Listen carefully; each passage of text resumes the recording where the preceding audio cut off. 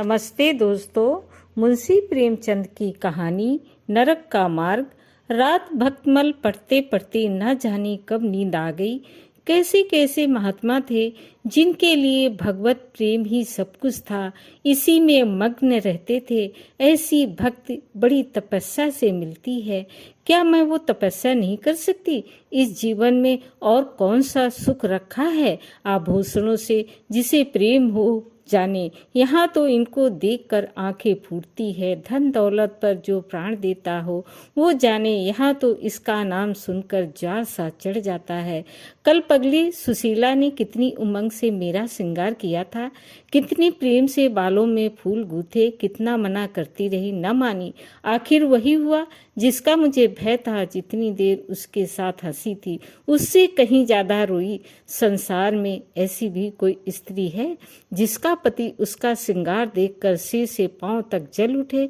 कौन ऐसी स्त्री है जो अपने पति के मुंह से ये शब्द सुने, तुम मेरा परलोक बिगाड़ोगी और कुछ नहीं, तुम्हारे रंग ढंग कह देते हैं, और मनुष्य उसका दिल विष खा लेने को चाहे। भगवान, संसार में ऐसे भी मनुष्य हैं। आखिर मैं नीचे चली गई और भक्तमल पढ़ने लगी।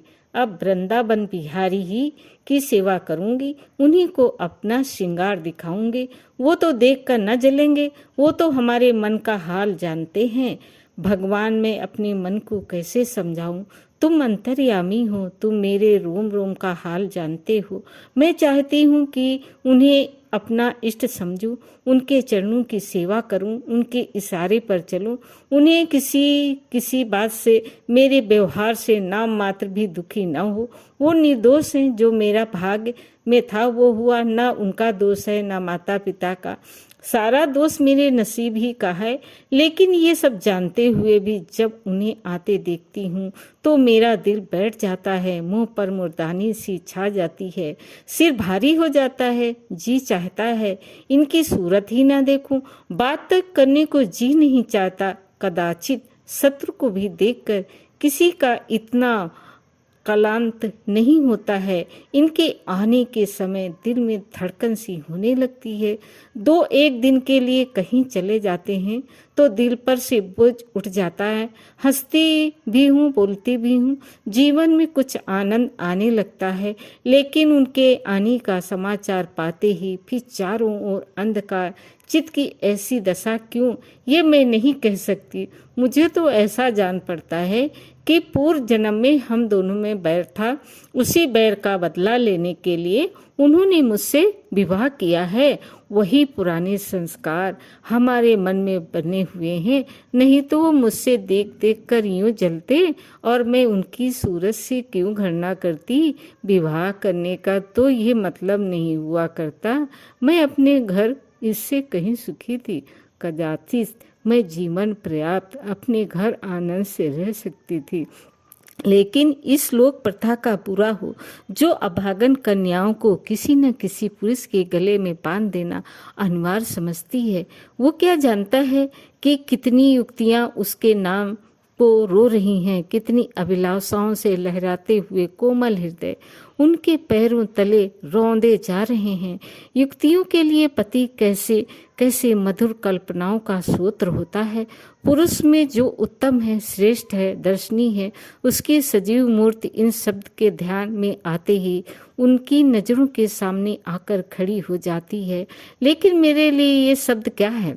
हृदय में उठने वाला सूल, कलेजे में खटकने वाला कांटा, आंखों में गड़ने वाली किरकिरी, अंतकरण को बेधने वाला व्यंग बाण। सुशीला को हमेशा हंसते देखती हूँ। वो कभी अपनी दरिद्रता का गिला नहीं करती। गहने नहीं, कपड़े नहीं, भाड़ के नन्हे से घर में रहती है।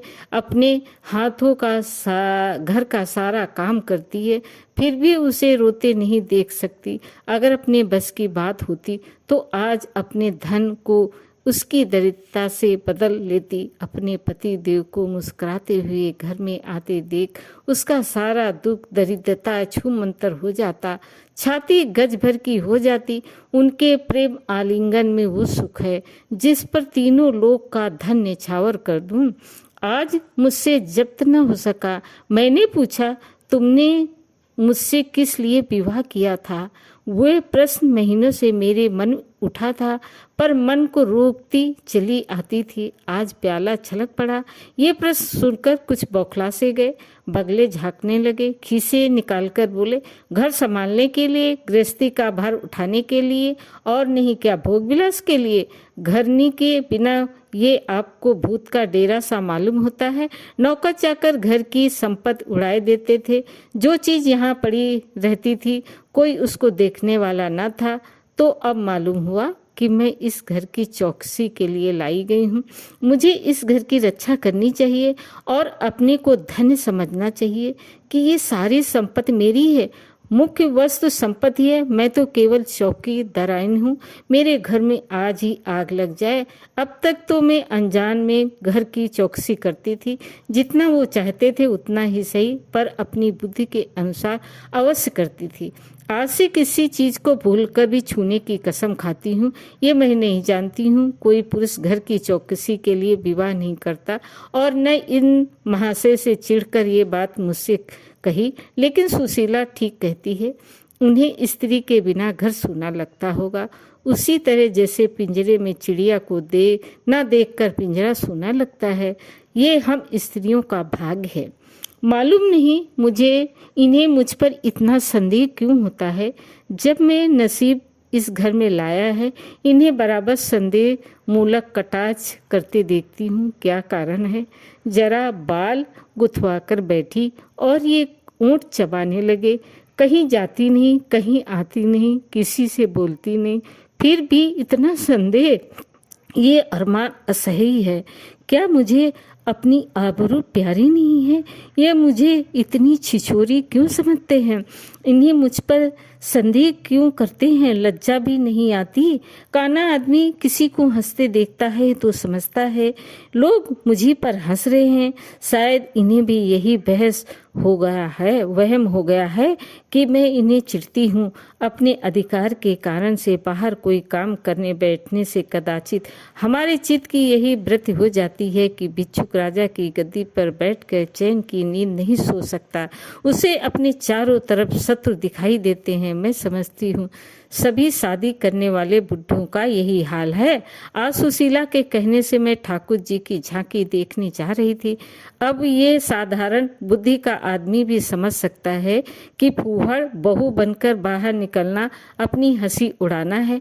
लेकिन आप उसी वक्त ना जाने किधर से टपक पड़े और मेरी ओर तिरस्कारपूर्ण नेत्रों से देखकर बोले, कहाँ की तैयारी है? मैंने कह दिया, जरा ठाकुर जी की झांकी देखने जाती हूँ। इतना सुनते ही त्योरियां चढ़ाकर बोले, तुम्हारे जाने की कुछ जरूरत नहीं। जो अपने पति की सेवा नहीं कर सकती उसे देवताओं के दर्शन से पुण्य के बदले पाप होता है। मुझसे उड़ने चली हो, मैं औरतों की नस नस पहचानता हूँ। ऐसा क्रोध आया कि बस अब क्या कहूँ। उसी दम कपड़े बदल डाले और प्रण कर लिया कि अब कभी दर्शन करने नहीं जाऊंगी। इस अविश्वास का भी कुछ ठिकाना है। न जाने क्या सोचकर रुक गई।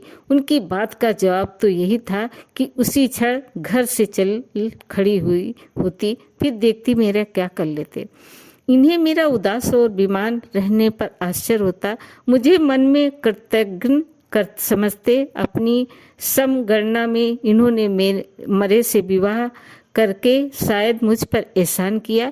इतनी बड़ी जायदाद और विशाल संपत्ति की स्वामिनी होकर मुझे फूले न समाना चाहिए था। आठों पहराइन का यश गान करते रहना चाहिए था। मैं ये सब कुछ न करके उल्टे और मुंह लटकाए रहती। कभी कभी बेचारे पर दया आती। ये नहीं समझते कि नारी जीवन में कोई ऐसी वस्तु है जिसे देखकर उसकी आंखों में भी स्वर्ग भी नरक तुल्य हो जाता है। 3 दिन से बीमार हैं। डॉक्टर कहते हैं बचने की कोई आशा नहीं है, निमोनिया हो गया। पर मुझे न जाने क्यों इनका गम नहीं है। मैं इतनी पर हृदय कभी न थी। न जाने वो मेरी कोमलता कहाँ चली गई। किसी बीमार की सूरत देखकर मेरा हृदय करुणा से चंचल हो जाता था। मैं किसी का रोना नहीं सुन सकती थी। वही मैं हूँ कि आज 3 दिन से उन्हें बगल के कमरे में पड़े कराहते सुनती हूँ और एक बार भी उन्हें देखने न गई। आंखों में आंसू का जिक्र ही क्या, मुझे ऐसा मालूम होता है इनसे मेरा कोई नाता ही नहीं। मुझे चाहे कुछ पिचासनी कहे चाहे उल्टा, पर मुझे तो ये कहने में लेस मात्र भी संकोच नहीं है कि इनकी बीमारी से मुझे एक प्रकार का ईर्ष्यामय आनंद आ रहा है। उन्होंने मुझ पर यहाँ कारावास दे रखा है। मैं इसे विवाह का पवित्र नाम नहीं देना चाहती, ये कारावास ही है। मैं इतनी उदार नहीं हूँ कि जिसने मुझे कैद में डाल रखा हो उसकी पूजा करूं, जो मुझे लात से मारे उसके पैरों को चूमूं। मुझे तो मालूम हो रहा था ईश्वर इन्हें इस पाप का दंड दे रहे हैं। मैं निसंकोच होकर कहती हूँ कि मेरा इनसे विवाह नहीं हुआ है। स्त्री किसी के गले बांध दिए जाने से उसकी विवाहिता नहीं हो सकती। वही संयोग विवाह का पद पा सकता है जिसमें कम से कम एक बार तो हृदय प्रेम से पुलकित हो जाए। सुनती हूँ महाशय अपने कमरे में पड़े पड़े मुझे कोसा करते हैं, अपनी बीमारी का सारा बुखार मुझ पर निकालते हैं, लेकिन यहाँ इनकी परवाह नहीं। जिस कहे चाहे जायदाद ले ले, धन ले ले, मुझे इसकी जरूरत नहीं है। आज 3 दिन हुए हैं मैं विधवा हो गई हूँ। कम से कम लोग यही कहते हैं, जिसका जो जी चाहे कहे, पर अपने को कुछ समझती हूँ। वो समझती है मैंने चूड़ियाँ नहीं तोड़ी, क्यों तोड़ूं, क्यों तोड़ूं। मांग में सिंदूर पहले भी ना डालती थी, अब भी ना डालती। बूढ़े बाबा का क्रियाक्रम उनके सुपुत्र ने किया। मैं पास न फटकी। घर में मुझ पर मनमानी आलोचनाएं होती हैं। कोई मेरा गुथे हुए बालों को देखकर नाक सिकोड़ता है, कोई मेरे आभूषणों पर आंख मटकाता है। यहाँ इसकी चिंता नहीं, उन्हें चिढ़ाने को मैं भी रंग बिरंगी साड़ियाँ पहनती हूँ और भी बांधती संवरती हूँ। मुझे जरा भी दुख नहीं है। मैं तो कैसे छूट गई। इधर कई दिन सुशीला के घर गई। छोटा सा मकान है, कोई सजावट न सामान, चारपाई तक नहीं है, पर सुशीला कितने आनंद से रहती है। उसका उल्लास देखकर मेरे मन में भांति भांति की कल्पनाएं उठने लगती है। उसे कुत्सित क्यों हूँ कहूँ, जब मेरा मन उसे कुत्सित नहीं समझता। इनके जीवन में कितना उत्साह है। आंखें मुस्कुराती रहती हैं, होठों पर मधुर हास्य खिलता रहता है, बातों में प्रेम का सोत बहुता अजान पड़ता है। इस आनंद से चाहे वो कितनी ही क्षणिक हो, जीवन सफल हो जाता है। फिर उसे कोई भूल नहीं सकता। उसी स्मृति अंत तक के लिए काफी हो जाता है। इस मिर्जाब की चोट हृदय के तारों को अनंत काल तक मधुर स्वरों में कंपित रख सकती है। एक दिन मैंने सुशीला से कहा, अगर तेरा पति कहीं परदेश चला जाए तो रोते रोते मर जाएगी। सुशीला गंभीर भाव से बोली, नहीं बहन, मरूंगी नहीं। उसकी आदमी सदैव प्रफुल्लित करती रहूंगी, चाहे उन्हें परदेश में बरसों लग जाए। मैं यही प्रेम चाहती हूँ। इसी चोट के लिए मेरा मन तड़पता रहता है। मैं भी ऐसी ही स्मृति चाहती हूँ, जिससे दिल के तार सदैव बजते रहें, जिसका नशा नित छपा रहे। रात रोते रोते हिचकियाँ बन गई। न जाने क्यों दिल भर आता है। अपना जीवन सामने एक बेहद मैदान की भांति फैला हुआ मालूम होता है, जहाँ बगलों के सिवा हरियाली का नाम नहीं। घर फाड़े खाता है। चित्त ऐसा चंचल हो रहा था कि कहीं उड़ जाऊं। आजकल भक्त के ग्रंथों की ओर ताकने को जी नहीं चाहता। कहीं सैर करने जाने की भी इच्छा नहीं होती है। क्या चाहती हूँ वो मैं स्वयं भी नहीं जानती, लेकिन मैं जो जानती हूँ वो मेरा एक एक रोम रोम जानता है। मैं अपनी भावनाओं को सजीव मूर्ति है। मेरा एक एक अंग मेरी आंतरिक वेदना का अंतर्नाद हो रहा है। मेरे चित्त की चंचलता उस अंतिम दिशा को पहुंच गई, जब मनुष्य को निंदा की न लज्जा रहती है और न भय।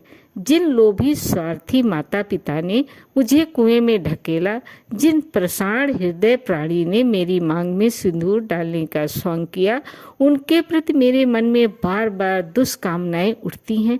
मैं उन्हें लज्जित करना चाहती हूँ। मैं अपने मुंह में कालिक लगाकर उनके मुख में कालिक लगाना चाहती हूँ। मैं अपने प्राण देकर उन्हें प्राण दंड दिलाना चाहती कहती हूँ, मेरा नारीत्व लुप्त हो गया है। मेरे हृदय में प्रचंड ज्वाला उठी हुई है।